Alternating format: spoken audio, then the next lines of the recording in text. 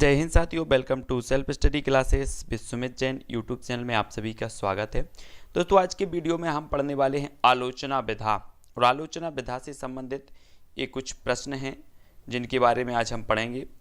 ठीक है, कुछ महत्वपूर्ण फैक्ट हैं आलोचना विधा से संबंधित, इनको पढ़ने वाले हैं। तो सभी लोग लाइव आ जाएं और सभी को वीडियो को लाइक भी करना है। आलोचना के बारे में पढ़ने वाले हैं, आलोचना से संबंधित स्मरणीय तथ्यों को पढ़ने वाले हैं। ठीक है, सबसे पहले तो आधुनिक आलोचना का आरंभ भारतेंदु के नाटक शीर्षक निबंध से माना जाता है। किससे माना जाता है? निबंध से।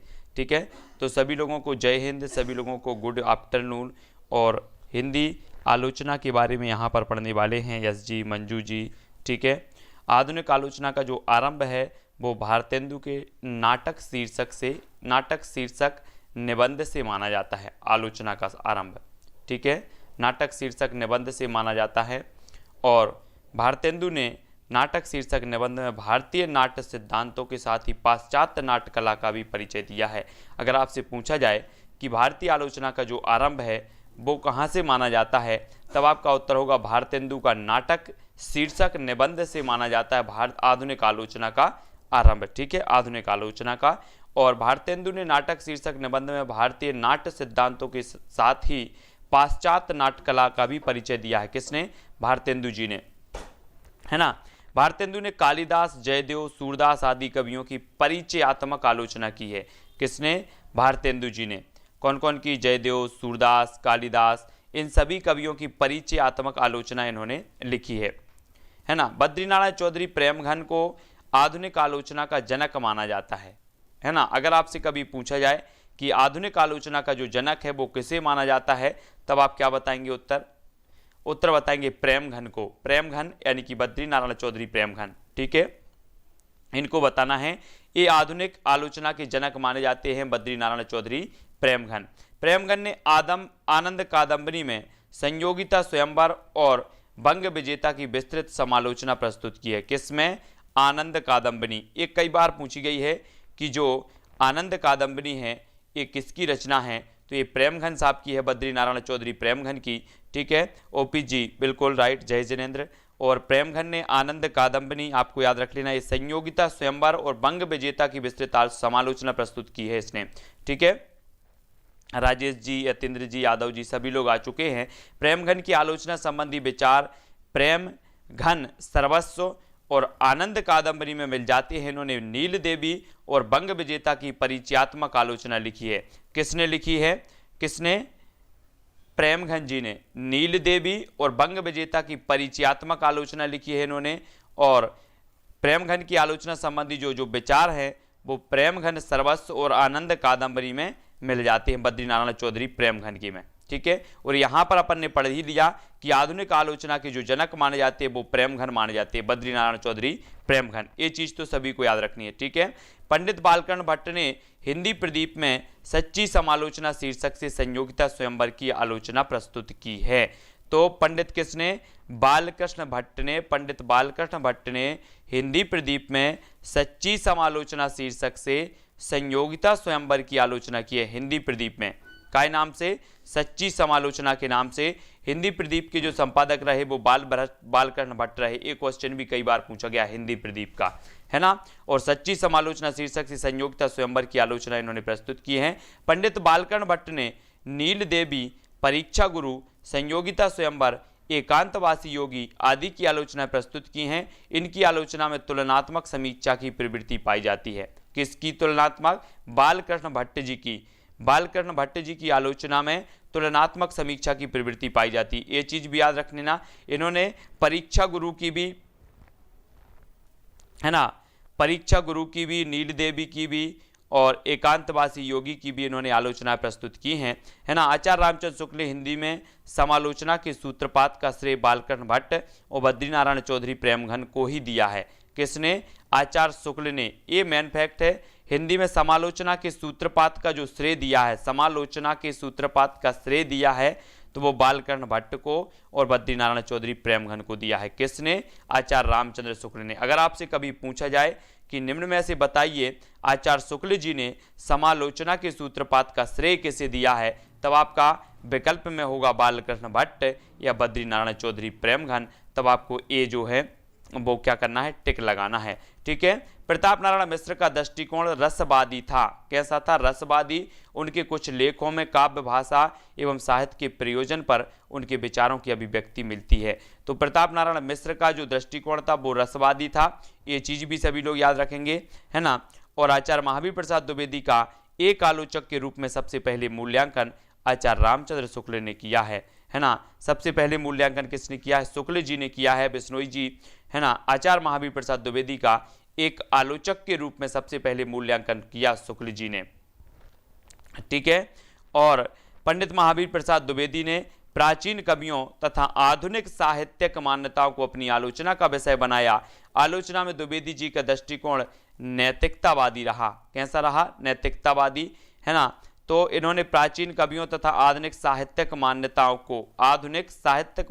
को आलोचना का विषय बनाया। अगर आपसे कभी पूछा जाए कि महावीर प्रसाद द्विवेदी की आलोचना का विषय क्या था, तो इनका विषय था प्राचीन कवियों तथा आधुनिक साहित्यिक मान्यताओं, है ना। और इनका जो दृष्टिकोण रहा वो कैसा रहा, नैतिकतावादी दृष्टिकोण रहा महावीर प्रसाद द्विवेदी जी का।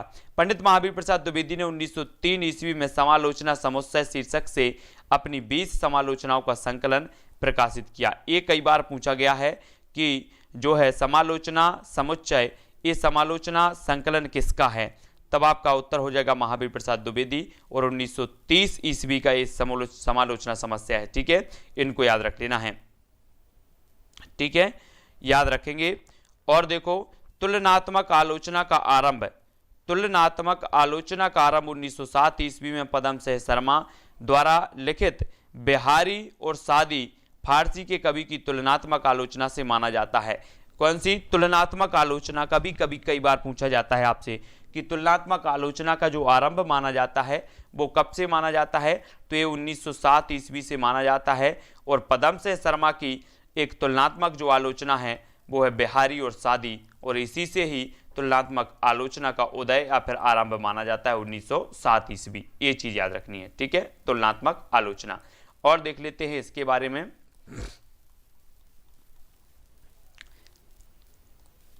पंडित पदम सिंह शर्मा ने बिहारी को श्रृंगार रस का सर्वश्रेष्ठ कवि घोषित किया है। अगर आपसे पूछा जाएगा कि बिहारी को श्रृंगार रस का सर्वश्रेष्ठ कवि किसने घोषित किया, तब आपका उत्तर क्या होगा, पदम सिंह शर्मा ने। किसने, पदम सिंह शर्मा ने। ये चीज याद रखनी है। ठीक है। तुलनात्मक आलोचना के क्षेत्र में मिश्र बंधु, लाला भगवान दीन, कृष्ण बिहारी मिश्र आदि प्रमुख हैं। तुलनात्मक आलोचना, निम्न में से कौन सा तुलनात्मक आलोचक नहीं है, तब आपको पता होनी चाहिए कि तुलनात्मक आलोचक कौन है, मिश्र बंधु हैं, लाला भगवान दीन हैं, कृष्ण बिहारी मिश्र हैं। ये तुलनात्मक आलोचक माने जाते हैं, तो इनको याद रख लेना है। ठीक है, हाँ। और देखो, मिश्र बंधुओं ने 1910 ईस्वी में अपने हिंदी नवरत्न में हिंदी के प्रमुख 9 कवियों सूर, तुलसी, देव बिहारी, केशव भूषण, सेनापति चंद और हरिश्चंद्र की विस्तृत आलोचना प्रस्तुत की। इसमें आलोचना का आधार तुलनात्मक है। एक तो यही पूछा जाता है कि हिंदी नवरत्न के लेखक कौन है, तब आपका उत्तर यहाँ पर क्या हो जाएगा, मिश्र बंधु। हिंदी नवरत्न के लेखक कौन है, तो मिश्र बंधु हैं। 1910 ईस्वी इसका रचना काल माना जाता है। ये चीज भी याद रखनी है। ठीक है। और इन्होंने सूर, तुलसी, देव बिहारी, केशव सभी कवियों की जो आलोचना प्रस्तुत की है वो हिंदी नवरत्न में, यानी कि आलोचना इन्होंने प्रस्तुत की है। मिश्र बंधु ने हिंदी नवरत्न में देव को बहुत ऊंचा स्थान दिया और बिहारी को उनके बाद रखा। किसने, मिश्र बंधुओं ने। ठीक है, देव को क्या किया, इन्होंने ऊंचा उठा दिया और बिहारी को बाद में रखा है मिश्र बंधुओं ने। लाला भगवान दीन ने बिहारी और देव लिखकर बिहारी को देव से बड़ा सिद्ध कर दिया। अब आपसे कभी कभी पूछा जाता है कि देव और बिहारी ये आलोचना किसने लिखी और बिहारी और देव किसने लिखी। ठीक है, तो ये चीज आपको याद रखनी है। कृष्ण बिहारी मिश्र ने देव और बिहारी ग्रंथ लिखकर देव को बिहारी से बड़ा सिद्ध किया। देव और बिहारी, ये कृष्ण बिहारी मिश्र, और बिहारी और देव ये लाला भगवान दीन। ठीक है, ये चीज याद रखनी है। दोनों देव और बिहारी, कृष्ण बिहारी मिश्र, है ना, और बिहारी और देव ये भगवान दीन ने। ठीक है। अगला देखेंगे, शोध एवं अनुसंधान परक समीक्षा का विकास वस्तुतः है नागरी प्रचारणी पत्रिका 1897 ईस्वी के प्रकाशन से माना जाता है। कौन सा, शोध एवं अनुसंधान परक समीक्षा का जो विकास माना जाता है वो कब से माना जाता है, वो नागरी प्रचारणी पत्रिका 1897 ईस्वी के प्रकाशन से माना जाता है। ठीक है, बाबू श्याम सुंदर दास, अभी नागरी प्रचारणी पत्रिका 1897 में इसका प्रकाशन हुआ था, ये भी याद रखना है। ठीक है, बाबू श्याम सुंदर दास ने तुलसीदास और भारतेंदु पर गवेषणात्मक आलोचना प्रस्तुत की है। किसने? बाबू श्याम सुंदर दास ने, है ना। अगर आपसे पूछा जाए कभी कि तुलसीदास और भारतेंदु पर गवेषणात्मक आलोचना प्रस्तुत की है तो किसने की है, तब आपका उत्तर क्या होगा? बाबू श्याम सुंदर दास ने। ठीक है, बाबू श्याम सुंदर दास ने साहित्यालोचन के माध्यम से नवीन समीक्षा सिद्धांतों की आवश्यकता पर बल दिया है। साहित्यालोचन के माध्यम से इन्होंने नवीन समीक्षा सिद्धांतों की जो है आवश्यकता पर बल दिया है। पद्मलाल पुन्नालाल बख्शी ने विश्व साहित्य नामक ग्रंथ में पाश्चात्य काव्य सिद्धांतों की विवेचना की तथा इसमें भारतीय पाश्चात्य काव्य सिद्धांतों का तुलनात्मक अध्ययन प्रस्तुत किया है। किसने? पद्मलाल पुन्नालाल बख्शी ने विश्व साहित्य नामक ग्रंथ पाश्चात्य सिद्धांतों की विवेचना की है और इसमें भारतीय पाश्चात्य काव्य सिद्धांतों का तुलनात्मक अध्ययन इन्होंने किया है। हिंदी साहित्य विमर्श में पद्मलाल पुन्नालाल बख्शी ने आदिकाल की समीक्षा मौलिक ढंग से प्रस्तुत की है। कैसे ढंग से? मौलिक ढंग से प्रस्तुत की है। हिंदी साहित्य विमर्श में पद्मलाल पुन्नालाल बख्शी ने आदिकाल की जो समीक्षा की है वो मौलिक ढंग से प्रस्तुत की है। बाबू गुलाब राय ने भारतीय रस सिद्धांत के साथ ही कला, साहित्य, कविता आदि के संबंध में पाश्चात्य विचारकों के मत को भी समाहित किया है। किसने? बाबू गुलाब राय ने। बाबू गुलाब राय ने साहित्यिक सिद्धांतों के समन्वय पर सर्वाधिक बल दिया है। साहित्यिक सिद्धांतों के समन्वय पर बल दिया किसने? बाबू गुलाब राय ने। बाबू गुलाब राय ने रस की विवेचना मुख्य रूप से भरत मुनि के नाट्यशास्त्र के आधार पर की है, किंतु यत्र तत्र पाश्चात्य काव्य सिद्धांतों और मनोविज्ञान का भी इन्होंने सहारा लिया है बाबू गुलाब राय, है ना। इन्हीं की है ना एक रचना ठलुआ क्लब, याद आ गया होगा आपको, ठलुआ क्लब, है ना, बाबू गुलाब राय। सैद्धांतिक समीक्षा देखो, भगवान दीन की सैद्धांतिक एक समीक्षा है व्यंग्यार्थ मंजूषा। कौन सी है? व्यंग्यार्थ मंजूषा। ये व्यंग्यार्थ मंजूषा किसकी है? भगवान दीन की। और अर्जुनदास केडिया की भारती भूषण है इनकी। और श्याम सुंदर दास की रूपक रहस्य, कई बार पूछा गया रूपक रहस्य। कन्हैयालाल पोद्दार रस मंजरी और अलंकार मंजरी इनकी है। अयोध्या से उपाध्याय हरिऔध की रसकलश है। ये सैद्धांतिक समीक्षाएं मानी जाती हैं। ठीक है, अगर आपसे पूछा जाएगा निम्न में से बताइए कौन सी सैद्धांतिक समीक्षा नहीं है, तो आपको पता होनी चाहिए ना कि व्यंग्यार्थ मंजूषा भगवान दीन की, ये भी सैद्धांतिक है। भारती भूषण भी सैद्धांतिक है। रूपक रहस्य भी सैद्धांतिक है। रस मंजरी, अलंकार मंजरी, ये भी सैद्धांतिक है कन्हैयालाल की। ठीक है, बहुत बढ़िया, तो ये याद रखना है। और भी देख लेते हैं महत्वपूर्ण फैक्ट।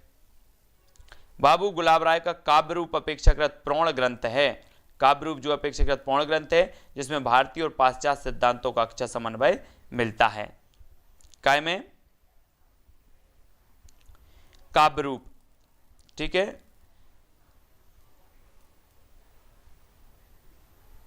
और बताना है आपको, बाबू गुलाब राय ने आचार्य रामचंद्र शुक्ल के कतिपय समीक्षा सिद्धांतों से अपनी असहमति व्यक्त की है तथा उनके रहस्यवाद और अभिव्यंजनावाद संबंधी विचारों में निहित त्रुटियों की ओर संकेत किया है। किसने? बाबू गुलाब राय ने आचार्य शुक्ल के कतिपय समीक्षा सिद्धांतों से अपनी सहमति व्यक्त की तथा उनकी रहस्यवाद और अभिव्यंजनावाद संबंधी विचारों में निहित त्रुटियों की ओर संकेत दिया। बाबू गुलाब राय ने व्यवहारिक समीक्षा देखो, अभी हमने सैद्धांतिक समीक्षा देती थी, अब हम व्यवहारिक समीक्षाएं देखेंगे। हरिऔध की देखो, कबीर वचनावली की भूमिका, हिंदी भाषा और साहित्य का विकास, ये इनकी व्यवहारिक है। ठीक है, हाँ, मेरी असफलताएं भी बाबू गुलाब राय की है। तो हरिऔध देखना, हरिऔध जी की कौन सी है? कबीर वचनावली की भूमिका, हिंदी भाषा और साहित्य का विकास। ठीक है, हिंदी भाषा और साहित्य का विकास, ये इनकी व्यवहारिक समीक्षा हरिऔध की। भुवनेश्वर प्रसाद की देख लो, मीरा की प्रेम साधना है, ये भुवनेश्वर प्रसाद मिश्र की है। ठीक है, कृपा शंकर शुक्ल की केशव की काव्य कला, कविवर रत्नाकर, ये जो आलोचना है वो कृपा शंकर की हैं। ठीक है, राधा कृष्ण शुक्ल की नाट्य कला है। डॉक्टर रामकुमार वर्मा की कबीर का रहस्यवाद, डॉक्टर रामकुमार वर्मा कबीर का रहस्यवाद, ये पूछा जाता है कबीर का रहस्यवाद आलोचना के जो लेखक हैं वो कौन है? तो ये रामकुमार वर्मा जी हैं। विद्यापति, ये जनार्दन मिश्र की है। महाकवि हरिऔध गिरिजादत्त शुक्ल गिरीश ने आलोचना लिखा है और शीर्षक दिया महाकवि हरिऔध। रामनाथ सुमन प्रसाद की काव्य कला, प्रसाद की काव्य कला, ये इनका हो जाएगा। ठीक है, ये प्रमुख जो आलोचना है व्यवहारिक आलोचना है ना, ये व्यवहारिक आलोचना सभी को पढ़ना है। चंद्रबली पांडे आचार्य रामचंद्र शुक्ल परंपरा के समीक्षक हैं। सूर्य और तुलसी इनके भी आदर्श रहे हैं। ठीक है, चंद्रबली पांडे के आपसे एक क्वेश्चन पूछा जाता है कि रामचंद्र शुक्ल का जो आदर्श ग्रंथ रहा है वो कौन सा ग्रंथ रहा है, उनकी समीक्षा का आदर्श ग्रंथ। इस प्रकार से एक क्वेश्चन कई बार पूछा गया है, तो आप लोग बताएंगे सभी लोग। चंद्रबली पांडे ने भी कबीर की उपेक्षा की है तथा जायसी के संदर्भ में सूफी सिद्धांतों पर विस्तार से लिखा है। किसने? चंद्रबली पांडे ने। पीताम्बर दत्त बर्थवाल शोध वृत्ति के समीक्षक हैं। इन्होंने सैद्धांतिक आलोचना बहुत कम तथा व्यवहारिक समीक्षा के क्षेत्र में निर्गुण काव्यधारा पर विशेष रूप से काम किया है। ये पीताम्बर दत्त बर्थवाल कौन से हैं? शोध वृत्ति के समीक्षक हैं, शोध वृत्ति के। पीताम्बर दत्त बर्थवाल ने योग प्रवाह नामक ग्रंथ में सर्वप्रथम हिंदी संत कवियों का संबंध नाथ संप्रदाय से जोड़ा है, जिसका प्रभाव सभी समकालीन आलोचकों पर पड़ा है। किसने? पीताम्बर दत्त बर्थवाल ने योग प्रवाह नामक ग्रंथ में सर्वप्रथम हिंदी संत कवियों का संबंध जो जोड़ा है वो नाथ संप्रदाय से जोड़ा है। ठीक है, पीताम्बर दत्त बर्थवाल ने संक्षिप्त रामचंद्रिका की भूमिका में केशवदास का बहुत ही विद्वतापूर्ण विवेचन किया है। किसने? पीताम्बर दत्त बर्थवाल ने संक्षिप्त रामचंद्रिका की भूमिका में इन्होंने केशवदास का बहुत ही विद्वतापूर्ण विवेचन किया है। और लक्ष्मीनारायण सुधांशु कला के लिए सिद्धांत के पक्षधर हैं। ये क्वेश्चन पूछा जाता है, आपसे पूछा जाएगा कला के लिए सिद्धांत के पक्षधर कौन है?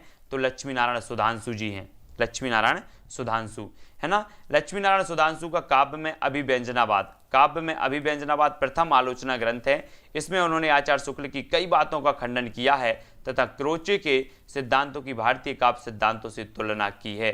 काव्य में अभिव्यंजनावाद के जो ग्रंथ है वो किसका है? लक्ष्मीनारायण सुधांशु जी का।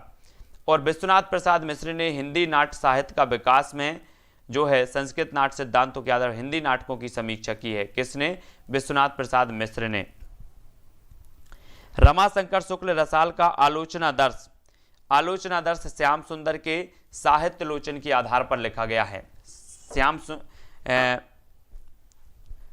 जो रामशंकर शुक्ल रसाल हैं इनका आलोचना दर्श जो है ये श्याम सुंदर दास के साहित्यालोचन के आधार पर लिखा गया।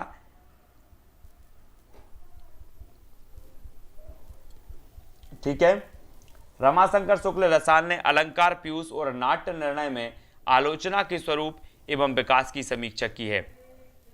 रमाशंकर शुक्ल रसाल ने अलंकार पीयूष और नाट्य निर्णय में आलोचना के स्वरूप एवं विकास की समीक्षा की है। किसने? रमाशंकर शुक्ल रसाल ने। स्वच्छंदतावादी समीक्षा के बीज इंदु पत्रिका 1906 ईस्वी के आसपास प्रसाद जी की संपादकीय टिप्पणियों में मिलते हैं। स्वच्छंदतावादी समीक्षा के जो बीज हैं वो इंदु पत्रिका 1906 ईस्वी के आसपास प्रसाद जी की संपादकीय टिप्पणियों में मिलता है। और इसी समय लगभग सभी छायावादी कवियों प्रसाद, पंत, निराला, महादेव वर्मा, रामकुमार वर्मा आदि ने नैतिकता और जो है स्थूल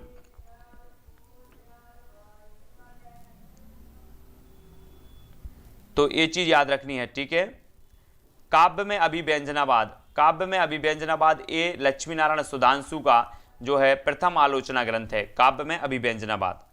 ठीक है, हाँ ये याद रखना है। नैतिकता और स्थूल उपयोगिता के बंधन को काव्य के लिए अनावश्यक समझा तथा काव्य रचना के साथ ही समीक्षा का विकार आरंभ किया है।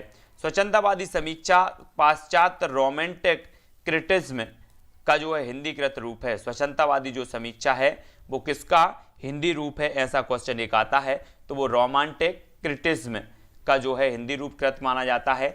अतः छायावादी कवियों पर शैली कीट्स वर्ड्सवर्थ का प्रभाव है। छायावादी कवियों पर किसका प्रभाव है? शैली कीट्स वर्ड्सवर्थ का प्रभाव है। ठीक है, छायावादी काव्य में व्यक्ति चेतना का भाव जागृत हुआ। व्यक्ति चेतना का परिणामतः प्रसाद में आनंद भाव, निराला में अद्वैत भाव, पंत में आत्मरति और महादेव में परोक्ष रति के रूप में प्रकट हुआ है। तो ये चीज याद रखनी यहाँ पर कि छायावादी काव्य में व्यक्ति चेतना का भाव जागृत हुआ, परिणामतः प्रसाद में आनंद भाव, निराला में अद्वैत भाव और पंत में आत्मरति और महादेवी में परोक्ष रति के भाव जो है प्रकट इसमें हुए हैं। काव्य कला तथा अन्य निबंध की बात करें, काव्य कला तथा अन्य निबंध जयशंकर प्रसाद की महत्वपूर्ण समीक्षा कृति है। कौन सी? काव्य कला तथा अन्य निबंध। ये आपको याद रखनी है। काव्य कला तथा अन्य निबंध जो किसकी है? जयशंकर प्रसाद की महत्वपूर्ण समीक्षा कृति है। इसमें उन्होंने काव्य और कला, रहस्यवाद, रस, नाटक में रस का प्रयोग, नाटकों में रस का आरंभ, रंगमंच, छायावाद आदि पर विद्वतापूर्ण विचार व्यक्त किए हैं। किसमें? काव्य कला तथा अन्य निबंध में। प्रसाद जी ने रहस्यवाद का उद्भव वैदिक युग से माना है। किस युग से माना है? वैदिक युग से रहस्यवाद का, ये याद रख लेना। जयशंकर प्रसाद जी ने, अगर आपसे पूछा जाए कि रहस्यवाद का जो उद्भव माना है वो कहां से माना है,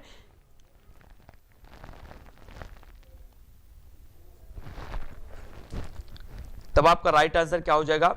वैदिक युग। वैदिक युग से माना है और छायावादी कवियों में निहित रहस्य भावना को उससे जोड़ा है। ठीक है। प्रसाद जी वस्तुतः सौंदर्यवादी एवं सांस्कृतिक प्रतिभा के समीक्षक थे। उनकी आलोचना में शोधात्मक वृत्ति मिलती है। कौन सी वृत्ति मिलती है? शोधात्मक वृत्ति। किसमें? प्रसाद जी के में। ठीक है, प्रसाद जी की आलोचना में। डॉक्टर जगन्नाथ शर्मा ने प्रसाद के नाटकों का शास्त्रीय अध्ययन में भारतीय एवं पाश्चात्य दृष्टिकोण से प्रसाद की नाट्यकला का विश्लेषण प्रस्तुत किया है। किसने? डॉक्टर जगन्नाथ शर्मा ने। डॉक्टर विजेंद्र स्नातक एवं डॉक्टर कन्हैयालाल सहगल ने कामायनी पर एक सम्मिलित समीक्षा प्रस्तुत की।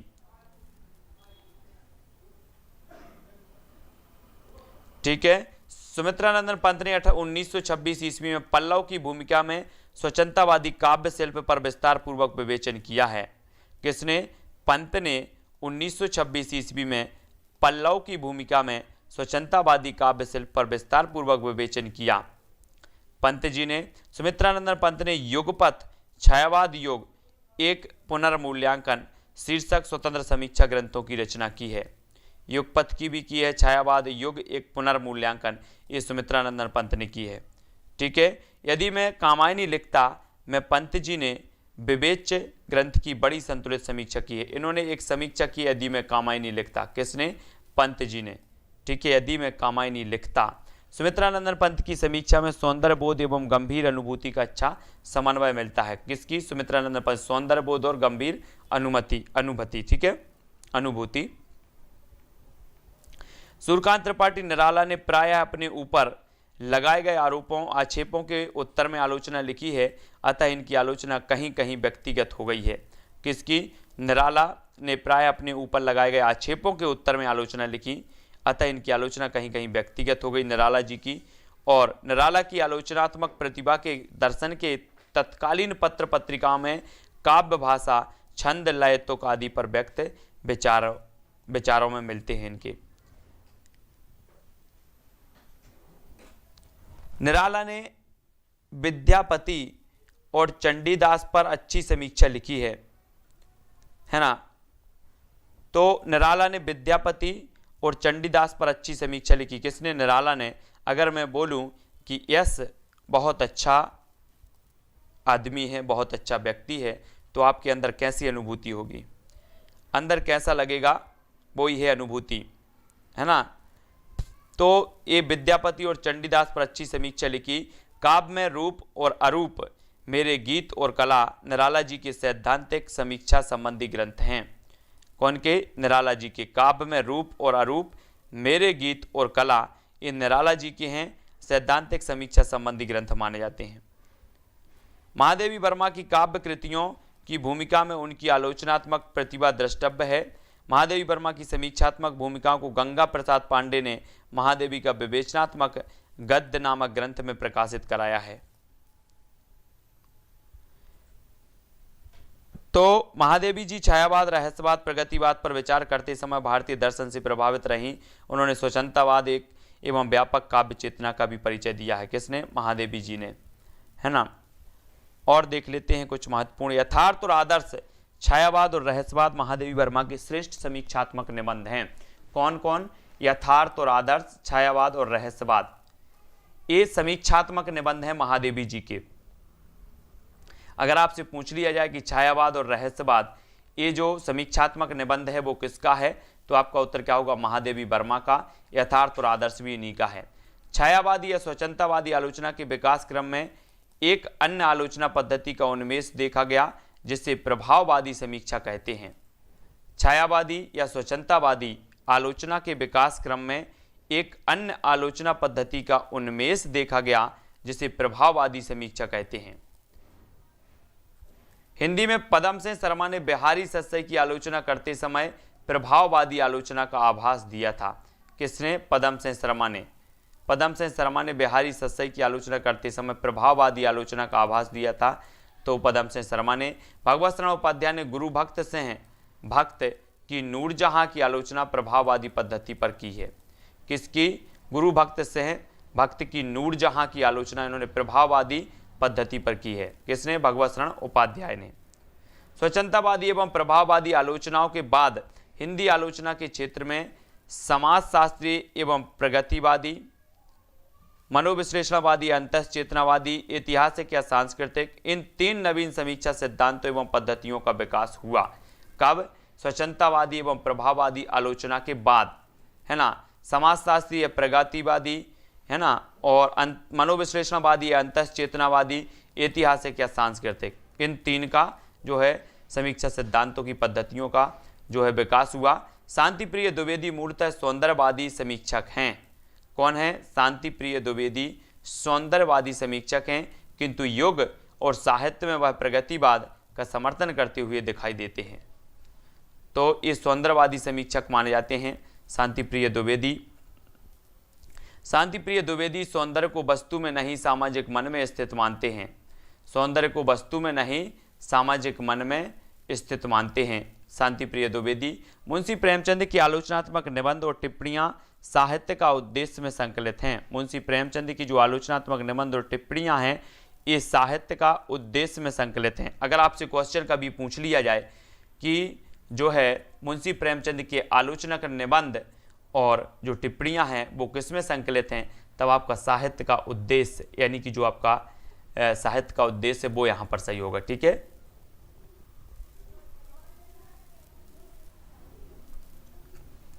हिंदी में प्रगतिवादी मार्क्सवादी समीक्षा के पुरस्कर्ता डॉक्टर शिवदान सिंह चौहान हैं।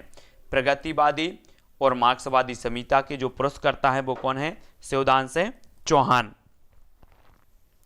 डॉक्टर शिवदान सिंह का प्रगतिशील साहित्य की आवश्यकता विशाल भारत 1937 में प्रकाशित हुआ। मोस्ट इंपोर्टेंट है प्रगतिशील साहित्य की आवश्यकता, ये शिवदान सिंह चौहान का है। और विशाल भारत ये जो समीक्षा ग्रंथ है ये 1937 का, ये भी शिवदान सिंह चौहान साहब के हैं। मार्क्सवादी समीक्षकों में डॉक्टर शिवदान सिंह चौहान का दृष्टिकोण अधिक स्पष्ट एवं वैज्ञानिक है। डॉक्टर चौहान अंग्रेजी के मार्क्सवादी समीक्षक कार्डवेल में विशेष प्रभावित हैं। डॉक्टर शिवदान सिंह चौहान ने आलोचना त्रैमासिक नामक एक उत्कृष्ट पत्रिका 1951 ईस्वी में प्रकाशित की। यह पत्रिका हिंदी आलोचना को विकसित करने में महत्वपूर्ण भूमिका का निर्वाह कर रही है। इसके वर्तमान संपादक डॉक्टर नामवर सिंह थे। मतलब तो आपको बताना है यहाँ पर कि जो है ये जो आलोचना त्रैमासिक, ये कई बार पूछा गया है, आलोचना पत्रिका जो प्रकाशित की थी वो किसने की थी? तो शिवदान सिंह चौहान ने की थी। और ये कैसी थी? त्रैमासिक। कब की थी? 1951 में। एक कई बार आलोचना पूछी गई, आलोचना पत्रिका का जो प्रकाशित की थी वो शिवदान सिंह चौहान साहब ने की थी। ठीक है, 1951 में की थी। और शमशेर बहादुर सिंह की समीक्षाओं का संकलन 2 आब में प्रकाशित हुआ था। 2 आब 1947 में। किसका? शमशेर बहादुर सिंह। ठीक है, कवियों का कवि शमशेर बहादुर सिंह। इनकी समीक्षाओं का जो संकलन है वो 2 आब 1947 ईस्वी में प्रकाशित हुआ। दिनकर ने कविता को कला के लिए विचारधारा का अनुवर्ती नहीं माना। किसने? दिनकर ने। ठीक है, और कला के लिए एक किसने माना है? अभी हमने पढ़ा था, दिनकर ने नहीं माना। लेकिन मोहन राकेश की साहित्यिक कृति अस्तित्ववादी दर्शन से प्रभावित है। किससे है? अस्तित्ववादी दर्शन से। साहित्यिक दृष्टि जो है वो अस्तित्ववादी दर्शन से प्रभावित है, ये चीज जाननी है। और डॉक्टर इंद्रनाथ मदान की समीक्षा में पूर्वाग्रह, बाधाग्रह और पक्षपात का अभाव है। किसकी में? डॉक्टर इंद्रनाथ मदान की समीक्षा में पूर्वाग्रह, बाधाग्रह और पक्षपात का अभाव है। डॉक्टर इंद्रनाथ मदान ने प्रेमचंद एक विवेचन में समाजवादी दृष्टि से प्रेमचंद के साहित्य का निष्पक्ष एवं सूक्ष्म विश्लेषण प्रस्तुत किया है। काय में? प्रेमचंद एक विवेचन में। किसने? डॉक्टर इंद्रनाथ मदान ने। आलोचना तथा काव्य आधुनिक कविता का मूल्यांकन, है ना। आलोचना तथा काव्य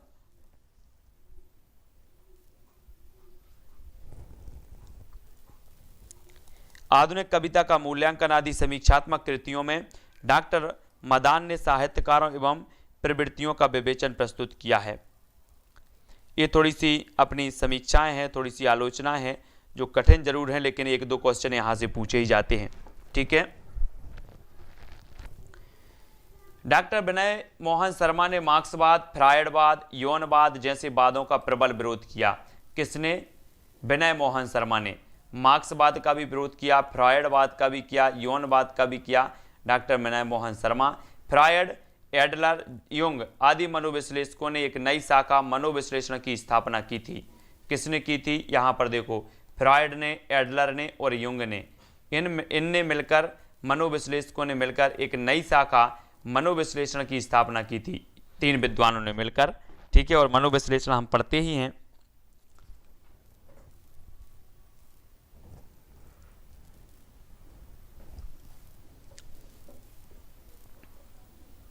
फ्रॉयड ने कामवृत्ति को ही जीवन की सर्वप्रमुख शक्ति एवं प्रेरणा माना है, अतः साहित्य को साहित्यकार की दमित काम वासना की अभिव्यक्ति माना है।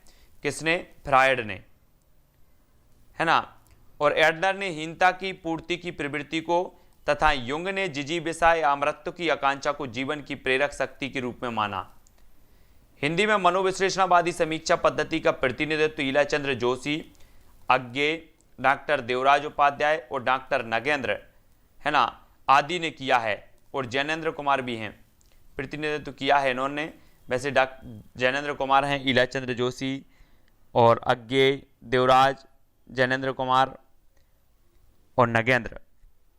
ईलाचंद्र जोशी ने अपने उपन्यासों में विशेष रूप से एडलर के सिद्धांतों की प्रतिष्ठा की है। ईलाचंद्र जोशी ने अपने उपन्यासों में विशेष रूप से एडलर के सिद्धांतों की प्रतिष्ठा की है। और ईलाचंद्र जोशी ने फ्रॉयड को दैत्य विचारक के रूप में घोषित किया। फ्रॉयड को दैत्य विचारक के रूप में। किसने? ईलाचंद्र जोशी ने। दैत्य विचारक, अगर आपसे पूछा जाए कि फ्रॉयड को दैत्य विचारक के रूप में जो घोषित किया तो किसने किया?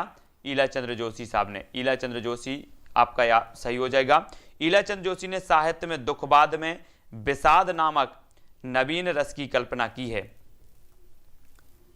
विषाद नामक नवीन रस की जो कल्पना की है वो किसने की है? ईलाचंद्र जोशी ने। साहित्य में दुखवाद में विषाद नामक एक नवीन रस की कल्पना की ईलाचंद्र जोशी साहब ने। ईलाचंद्र जोशी की मान्यता है कि समाज में शोषण, अन्याय, उत्पीड़न आदि को देखकर जो पीड़ा होती है, साहित्य में उसकी अभिव्यक्ति विषाद रस है। ये किसने कहा? ईलाचंद्र जोशी ने। इन्होंने कहा है, क्या कहा है? कि समाज में शोषण, अन्याय, उत्पीड़न आदि को देखकर जो पीड़ा होती है वो साहित्य में उसकी अभिव्यक्ति विषाद रस है। अज्ञे आरंभ में एडलर की प्रभुत्व की कामना और क्षतिपूर्ति के सिद्धांत से प्रभावित हैं, साथ ही वासना के सिद्धांत को मानते हैं। अज्ञे साहब एडलर के प्रभुत्व की कामना और क्षतिपूर्ति के सिद्धांत से प्रभावित हैं, साथ ही वासना के सिद्धांत को भी मानते हैं। कौन? अज्ञे।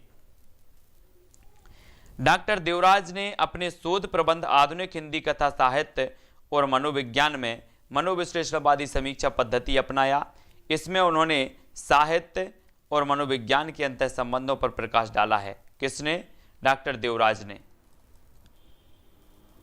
लक्ष्मीकांत वर्मा ने नई कविता की छद्म छायावादिता के खिलाफ आवाज बुलंद की और रोमानी भावुकता का विरोध किया है। लक्ष्मीकांत वर्मा ने छद्म छायावादिता के खिलाफ आवाज इन्होंने बुलंद की है और रोमानी भावुकता का विरोध किया। तो किसने किया? लक्ष्मीकांत वर्मा साहब ने। लक्ष्मीकांत वर्मा की आलोचना के क्षेत्र में नई कविता के प्रतिमान एक कई बार पूछी गई है। नई कविता के प्रतिमान बड़ी चर्चित कृति रही है, आलोचना मानी जाती है नई कविता के प्रतिमान। ठीक है, ये लक्ष्मीकांत वर्मा जी की है।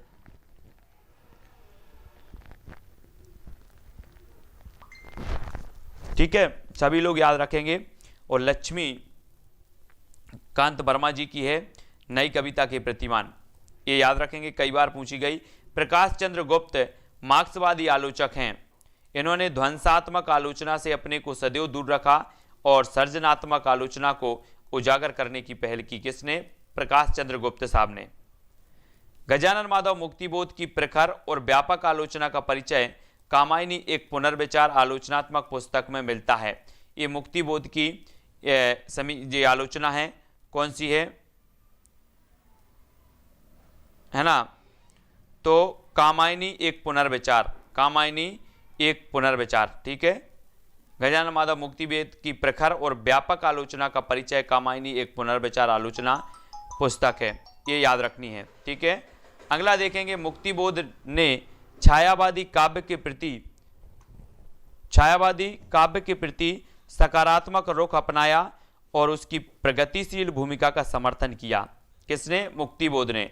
नई कविता के दौर में मुक्तिबोध ने बुद्धिजीवियों में विकसित होने वाले अवसरवाद को पहचाना और उसकी भर्त्सना की है। नई कविता के दौर में मुक्तिबोध ने बुद्धिजीवियों, ठीक है, डॉक्टर नामवर सिंह की नई कविता संबंधी अनेक मान्यताओं पर मुक्तिबोध का प्रभाव दृष्टव्य है। डॉक्टर देवराज दार्शनिक शैली से गंभीर चिंतन करने वाले समीक्षक हैं। इनकी आलोचना समसामयिक साहित्य से संबंधित है। तो यहां से आपको याद क्या रखना है, ये वाली है ना। एक तो कामायनी एक पुनर्विचार, ये गजानन माधव मुक्तिबोध की है। नई कविता के प्रतिमान, ये लक्ष्मीकांत वर्मा जी की है, ठीक है। ये दोनों याद रखना है। अब बात कर लेते हैं कौन सी? डॉक्टर देवराज की छायावाद का पतन चौंकाने वाली प्रथम आलोचनात्मक पुस्तक है।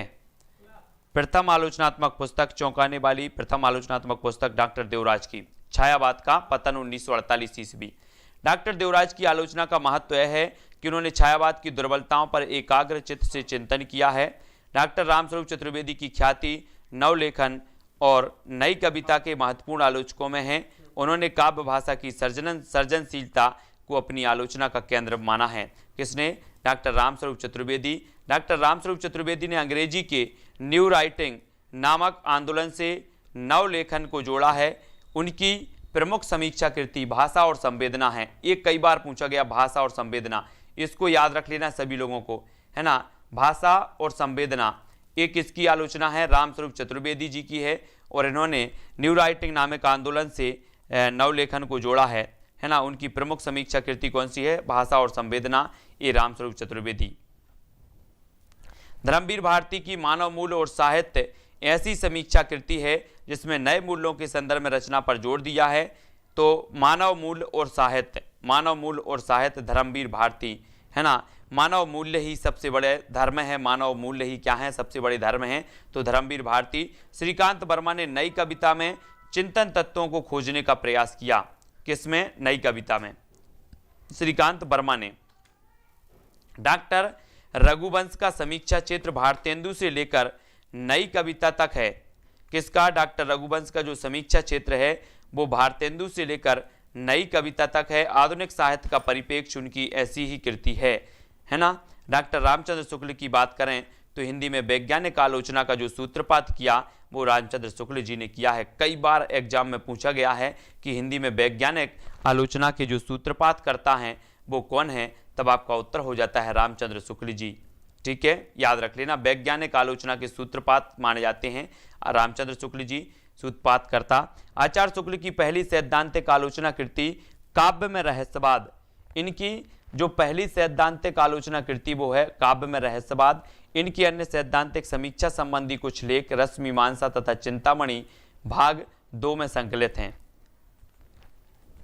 आचार्य शुक्ल की समीक्षा संबंधी सैद्धांतिक दृष्टि मूलतः तुलसी के रामचरितमानस। एक क्वेश्चन भी पूछा गया, यहां से आपके 2 क्वेश्चन कवर होते हैं जो आपके एग्जाम में पूछे जाते हैं। क्या पूछे जाते हैं? सबसे पहले तो ये पूछा जाता है कि वैज्ञानिक आलोचना का जो सूत्रपात करता है वो कौन है? तो आचार्य रामचंद्र शुक्ल। 101% पूछा जाता है प्रश्न, ठीक है, याद रखेंगे। दूसरा पूछा जाता है आचार्य रामचंद्र शुक्ल की समीक्षा संबंधी सैद्धांतिक दृष्टि मूलतः जो है तुलसी के रामचरितमानस से प्रभावित है। यहां पूछा जाता है किससे प्रभावित है? तो तुलसी के रामचरितमानस से प्रभावित है। ये भी 101% क्वेश्चन पूछा जाता है। लिख लेना, नोट कर लेना, याद कर लेना, ठीक है। आचार्य शुक्ल की व्यवहारिक समीक्षा का प्रौढ़तम रूप तुलसी भ्रमर गीत सार और जायसी ग्रंथावली की भूमिकाओं में मिलता है। आचार्य शुक्ल की व्यवहारिक समीक्षा का जो पूर्णतम रूप मिलता है वो कहाँ मिलता है? तुलसी की भ्रमर गीत सार और जायसी ग्रंथावली की भूमिकाओं में मिलता है। ठीक है, इन्होंने हिंदी साहित्य का इतिहास लिखकर ऐतिहासिक आलोचना के क्षेत्र में कीर्तिमान स्थापित किया है। हिंदी साहित्य का इतिहास लिखकर ऐतिहासिक आलोचना के क्षेत्र में किसने? शुक्ल जी ने। आचार्य रामचंद्र शुक्ल ने कला के लिए और कला जीवन के लिए दोनों में सामंजस्य स्थापित करने का अभूतपूर्व प्रयास किया है। किसने? शुक्ल जी ने। ये भी क्वेश्चन बहुत ही बढ़िया है। कला के लिए और कला जीवन के लिए दोनों में सामंजस्य स्थापित करने का जो प्रयास किसने किया है? तो वो किया है रामचंद्र शुक्ल ने। ये याद रखेंगे। ठीक है, रामचंद्र शुक्ल ने रसवाद को आध्यात्मिक भूमि से उतार कर मनोवैज्ञानिक आधार पर प्रतिष्ठित किया है ना। अगर आपसे कभी पूछा जाए कि रसवाद को आध्यात्मिक भूमि से उतार कर जो है मनोवैज्ञानिक आधार पर प्रतिष्ठित करने वाले जो आचार्य हैं वो कौन है? तब आपका उत्तर होगा रामचंद्र शुक्ल।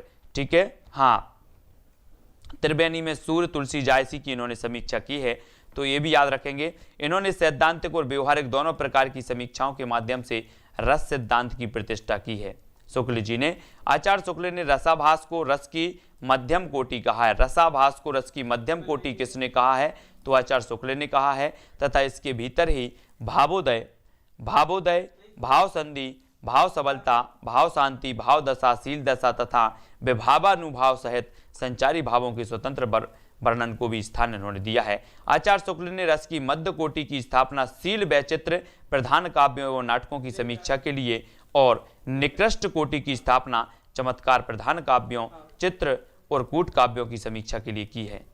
आचार्य शुक्ल को हिंदी का पथिकृत आचार्य कहा गया है। क्या कहा गया है? अगर आपसे कभी पूछा जाए कि किस आचार्य को हिंदी का पथिकृत आचार्य कहा जाता है, तो वो कहा जाता है आचार्य शुक्ल जी को। तो यहां से शुक्ल जी के बारे में आपको 4 क्वेश्चन याद रखना है। सबसे पहला क्वेश्चन तो याद रख लेंगे, कौन सा? कि जो वैज्ञानिक आलोचना का सूत्रपात किया वो आचार्य शुक्ल ने किया है। ठीक है, और इनकी पहली सैद्धांतिक आलोचना कृति मानी जाती है काव्य में रहस्यवाद, ये भी याद रखना है। ठीक है, दूसरा आपको याद रख लेना है कि जो है सैद्धांतिक दृष्टि जो इनकी है मूलतः है जो है तुलसी के रामचरितमानस से प्रभावित है। आपसे पूछा जाएगा किससे प्रभावित है? तो रामचरितमानस से प्रभावित है। ठीक है, और इन्होंने क्या किया? हिंदी साहित्य का इतिहास भी इन्होंने लिखा है, ये तो पता ही है। कला के लिए और कला जीवन के लिए इन्होंने दोनों में सामंजस्य स्थापित करने वाले आचार्य कौन है? तो रामचंद्र शुक्ल जी हैं। ठीक है, और रसवाद को आध्यात्मिक भूमि से उतारकर मनोवैज्ञानिक आधार पर प्रतिष्ठित करने वाले जो आचार्य हैं वो रामचंद्र शुक्ल जी हैं। तो ये जो प्रश्न हैं जो आपसे पूछे जाएंगे 4-5 है ना, और जो है हिंदी का पथिकृत आचार्य माना जाता है तो रामचंद्र शुक्ल जी को माना जाता है। ये चीज हमें याद रखनी है यहाँ पर शुक्ल जी के बारे में। ठीक है, तो ये सभी लोग याद रखेंगे। अब हम नेक्स्ट वीडियो में पढ़ेंगे आचार्य नंद दुलारी वाजपेयी से। ठीक है, नंद दुलारी वाजपेयी इनके बारे में पढ़ेंगे। आज अपन ने आचार्य शुक्ल जी के बारे में पढ़ा। आचार्य शुक्ल जी से जितने भी क्वेश्चन पूछे जाते हैं जो समीक्षा ग्रंथों से पूछे जाते हैं, सबसे कठिन टॉपिक है जो कोई नहीं पढ़ता है। यहाँ से 2 या 3 नंबर के क्वेश्चन अवश्य पूछे जाते हैं जो सभी को पढ़ना अनिवार्य है। ठीक है, नेट वाले, पीजीटी, आरपीएससी वाले सभी लोगों को पढ़ना है। तो आज के वीडियो के लिए साथियों बस इतना ही। अंजना जी, यतेंद्र जी, बिंदु जी, एस जी, यादव जी, सभी लोगों के लिए धन्यवाद। सभी लोग वीडियो को लाइक कर देना है ना, और शेयर भी कर देना। सीमा सोनी जी, कुछ जो महत्वपूर्ण प्रश्न होते हैं वो मधुराज यादव जी वो अपन चर्चा कर लेते हैं। ठीक है, और आपकी 11 बजे हर रोज क्लास होगी अब हिंदी साहित्य की। ठीक है ना, एस जी, राजेश जी, अपनी अंजना जी, 11 बजे हिंदी साहित्य की जो क्लास होती है वो रात्रि 11 बजे होती है। कितने बजे होती है? रात्रि 11 बजे। ठीक है, तो कुछ दिन अपनी रात्रि 11 बजे चलेगी क्योंकि 9 बजे हिंदी वर्ग 3 वालों के लिए अपन ने क्या रखा है? प्रथम भाषा हिंदी का सब्जेक्ट रखा है। सुरेश शर्मा जी, राजेश जी, सीमा जी, ठीक है, लजवंती यादव जी, सभी के लिए बहुत बहुत धन्यवाद। आज की वीडियो में कुछ महत्वपूर्ण फैक्टों के बारे में जाना जो कि मोस्ट इंपॉर्टेंट है। तो जय हिंद,